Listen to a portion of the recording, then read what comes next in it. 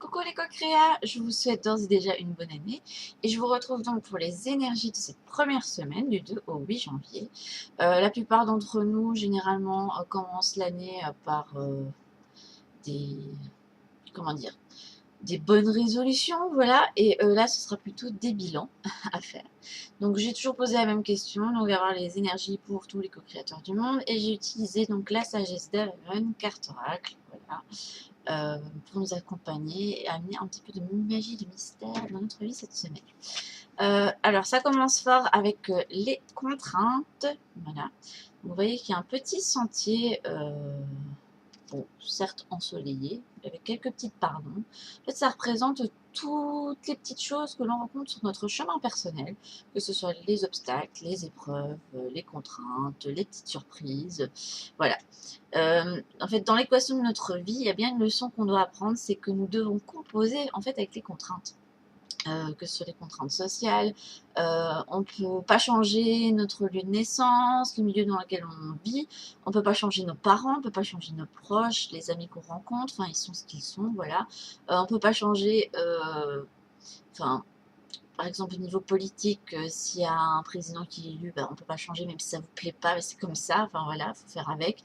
Faire avec le salaire que vous gagnez, enfin voilà, c'est toutes les petites choses contre lesquelles on ne peut pas toujours combattre, quoi. Donc il faut vivre avec eux, nous dit cette carte, les accepter, les intégrer dans notre vie, et donc intégrer ce qui ne peut être changé. Alors elle nous invite surtout à jeter un œil sur les propres contraintes que l'on se donne au quotidien, voilà. Ça peut être un peu n'importe quoi, mais je crois qu'on passe tous par là, par des moments où on se donne des contraintes, et finalement ça nous pourrait plus la vie qu'autre chose. Et elle nous enseigne également la patience. Donc, si vous rencontrez un obstacle, c'est de se poser et de faire le point sur ce qui se passe. Donc, voilà. Une dernière petite chose pour cette carte, c'est de revoir ses objectifs en fonction de ce que vous vivez ou ressentez et de faire un bilan de tout le chemin que vous avez déjà parcouru pour voir où vous en êtes en fait. Parce que vous pouvez avoir l'impression que n'y a rien qui va, qu'il y a toujours un rouage qui est grippé. En fait, non. Il faut essayer de passer au-delà et faire des prises de conscience sur tout ce qu'on a déjà traversé, ce qu'on a appris et de regarder quels sont encore les blocages et les blessures à travailler parce que je pense qu'on en aura toujours. Donc ça, c'est pour cette première carte, les contraintes. Ensuite, on a les petits champignons avec le pardon. Voilà, c'est encore une des cartes du jalon sacré.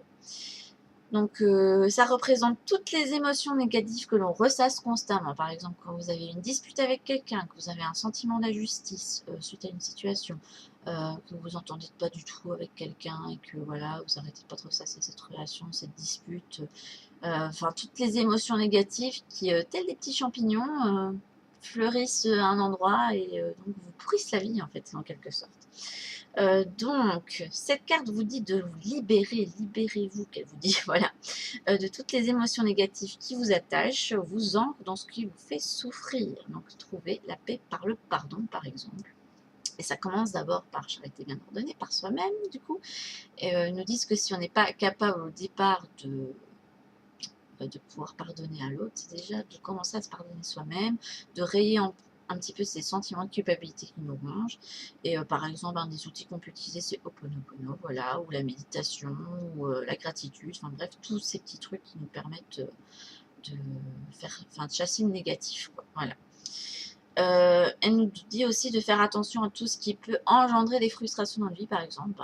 Elle va super bien, moi je trouve, avec les contraintes, quoi. Voilà.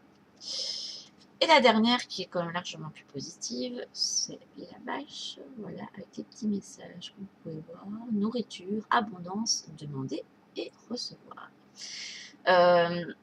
Alors moi, au niveau intuitif, c'était surtout voir son abondance intérieure parce que la vache, qui est un animal sacré dans beaucoup de cultures, mine de rien, qui est un animal calme et paisible aussi, en fait, tout ce qu'elle a en elle, en fait, sert bon là je ne vais pas rentrer dans des débats, mais bon, sa viande peut nous nourrir, le lait peut servir à transformer, enfin faire plein de transformations, faire d'autres aliments, sa peau peut servir, enfin, peut servir à faire du cuir, enfin voilà. Donc elle peut nous nourrir, nous habiller, enfin bref, faire plein de choses quoi. Rien que rien qu'avec son propre corps. Donc ça nous invite à nous regarder ce que nous, on a déjà en tant que richesse intérieure. Donc savoir quelles sont nos qualités. Bon, je ne vais pas vous parler des défauts, mais généralement derrière les défauts, il y a des qualités hein, aussi. Mais enfin, voilà. Euh, de regarder quels sont nos talents, ce que nous offrons en fait constamment aux autres sans nous en rendre compte au quotidien, et d'étendre cette vision en fait à l'autre, voir ce que lui aussi a à nous offrir, que ce soit un talent ou l'amour qu'il nous donne, ou quand quelqu'un qui nous donne de son temps, enfin voilà. Et elle nous invite aussi à faire donc le point sur nos priorités, de savoir qu'est-ce qu'on a vraiment besoin dans sa vie, et de regarder d'un œil neuf déjà ce qu'on a dans notre vie.